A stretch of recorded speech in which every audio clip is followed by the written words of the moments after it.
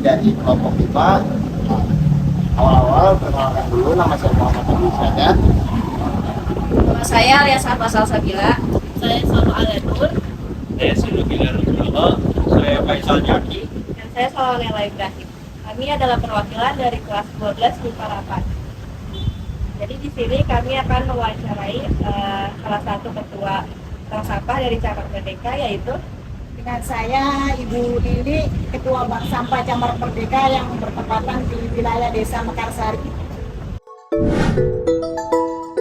Jadi terbentuknya Bank Sampah itu kita awalnya dengan pertimbangan banyaknya permasalahan sampah ya. Jadi kebanyakan orang memandang sampah itu cuman yang sekedar langsung dibuang. Padahal nanti kalau kita sekedar buang sampah, buang angkut di Burangkeng atau Bantar Gebang, itu akan menjadi masalah baru kalau kita tidak selesaikan di wilayah masing-masing dengan membentuk bank sampah. Jadi bank sampah itu setiap warga harus bertanggung jawab dengan sampah masing-masing, karena ada moto sampahku tanggung jawabku, sampahmu tanggung jawabmu. Jadi kita bareng-bareng mengatasi masalah sampah itu tidak bisa 1-2 orang, tidak bisa harus stakeholder aja ya. Jadi semua warga masyarakat dan stakeholder terkait harus memperhatikan sampah, salah satu dengan cara membentuk bank sampah. Kalau bank sampah terbentuk, jadi masing-masing yang ada di wilayah naungan bank sampah harus pilah sampah dari rumah. Bahkan sebenarnya sampah itu organik pun bisa ditabung kalau memang sudah bisa mengatasi di wilayah itu. Paling tidak kalau kebanyakan bank sampah selama ini baru menabung sampahnya yang anorganik, jadi bisa dibawa nanti. Paling tidak bisa mengurangi sampah buang di Burangkeng. Jadi sekarang aja di Burangkeng sering terjadi overload ya, kadang-kadang pengangkutan sampah ke pending itu karena di sananya terlalu penuh, kadang longsor, kadang ini. Coba kita bayangkan kalau berapa tahun kemudian bagaimana permasalahan sampah kalau tidak dari sekarang kita atasi.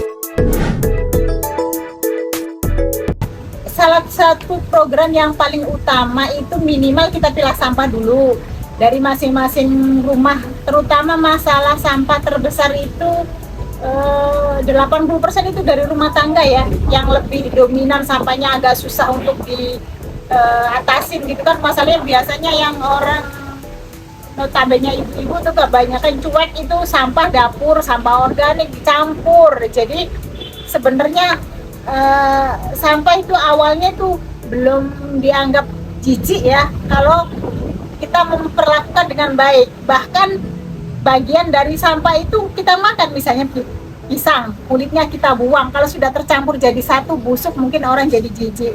Padahal itu nggak akan jijik kalau sebelumnya kita bijak memperlakukan sampah itu sendiri. Kita pilah, misalnya yang organik, yang kering nanti dibawa ke bank sampah. Misalnya yang kulit buah dan sayur itu bisa dibikin namanya ekoenzim. Jadi programnya banyak banget. Dari sampah itu bisa jadi kerajinan, bisa jadi ekoenzim, itu nanti bisa pupuk segala. Jadi bahkan di PMI Cibitung waktu itu bikin untuk penyemprotan udara waktu pandemi itu, kesini sudah tidak memakai bahan kimia lagi. Jadi membuat sendiri yang dari formula ekoenzim itu tadi, karena ekoenzim itu bisa disebut cairan 1000 manfaat. Nanti kalau mau ingin tahu tentang ekoenzim bisa searching, bisa. Itu cairan 1000 manfaat, bisa dimanfaatkan jadi obat, jadi pupuk, jadi banyak manfaatnya.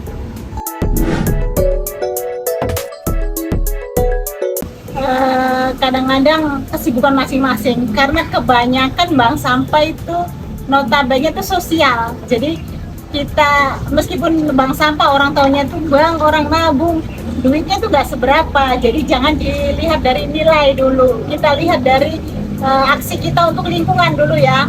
Jadi yang paling penting itu kita tunjukkan aksi kita untuk lingkungan, karena sangat bermanfaat bagi lingkungan, terutama misalnya kadang orang buang sampah sembarangan, dengan itu lebih bersih, lebih sehat, lebih ini.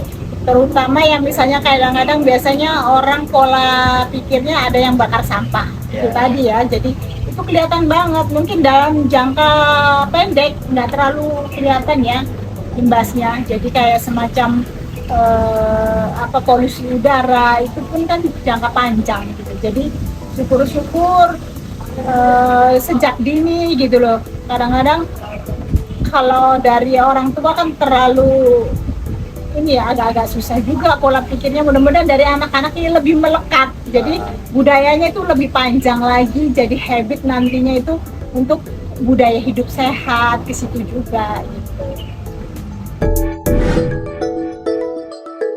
Kebetulan di Bank Sampah Camar Merdeka yang bertempat di Desa Mekarsari itu bank sampah pertama di wilayah Tambun Selatan. Kebetulan saya sendiri sekarang ketua bank sampahnya, yang awalnya ketua bank sampahnya awal berdirinya ketuanya adalah Bu Ani ya.